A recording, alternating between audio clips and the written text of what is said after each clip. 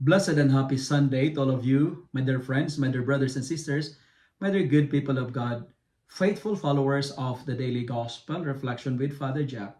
My dear kababayans, today is September 29, 2024, last Sunday of September, and today is the 26th Sunday in Ordinary Time, Year B.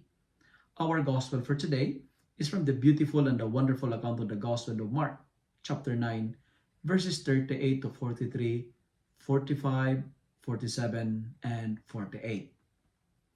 In today's Gospel, Jesus is not advocating mutilation of the body, but he is warning us of the consequence of the seriousness of sin.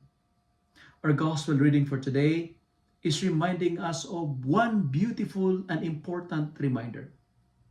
Anything that prevents us to go to heaven, eliminate it. Cut it off.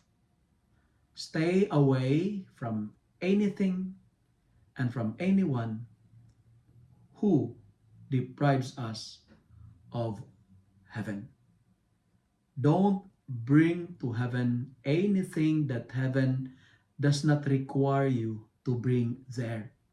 Anything that prevents us to enter heaven, no matter how precious, no matter how valuable, abandon it. Whatever causes you problem, cut it off. Whatever causes you pain, cut it off. And most importantly, whatever causes you to sin, cut it off. The message of today's gospel reading is very clear. Never be a cause, never be a reason for others to commit sin. Do not be the source of scandal.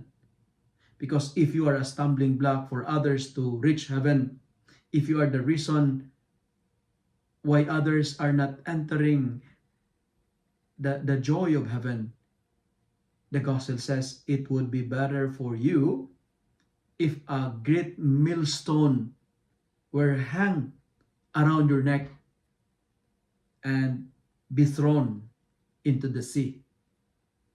My dear followers, cut off anything that does not belong to the Lord. In our first reading for today, we are reminded that if others are doing good, do not prevent them.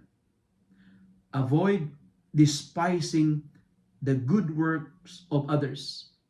Never stop those who are doing good, even if they don't belong to our community, even if they don't belong to our group.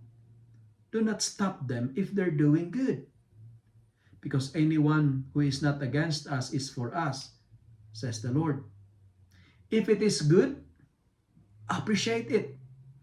If they're doing good, follow it. But if it causes you to sin, discriminate it. That's why our second reading for today is also reminding us, never discriminate the poor. Because the poor has a special place in the heart of God. Discriminate and eliminate sin, but not the poor. My dear friends, discriminate and eliminate sin in our life. Today, the Lord is telling us about our hands, telling us about our feet and our eyes. They are very important to our salvation. Our eyes, our hands, our feet, they are channels for us to enjoy salvation. Reading the gospel for today, I was moved by the word stumbling block. Use your hand to bring you to heaven. Use this hand to be in heaven. Use your hand to do good. Let us use our hand to push people to God's kingdom. Let us use our eyes to appreciate. Let us open our eyes to the truth. Let us avoid the occasion that our eyes may be the reason or the stumbling block for us to enjoy the glorious eternity. Let us use our eyes to be gracious, not to be envious.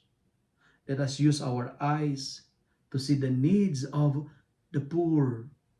Let us use our hands, let us use our eyes, let us use our feet as a channel for our salvation, not the cause or may lead us to our damnation.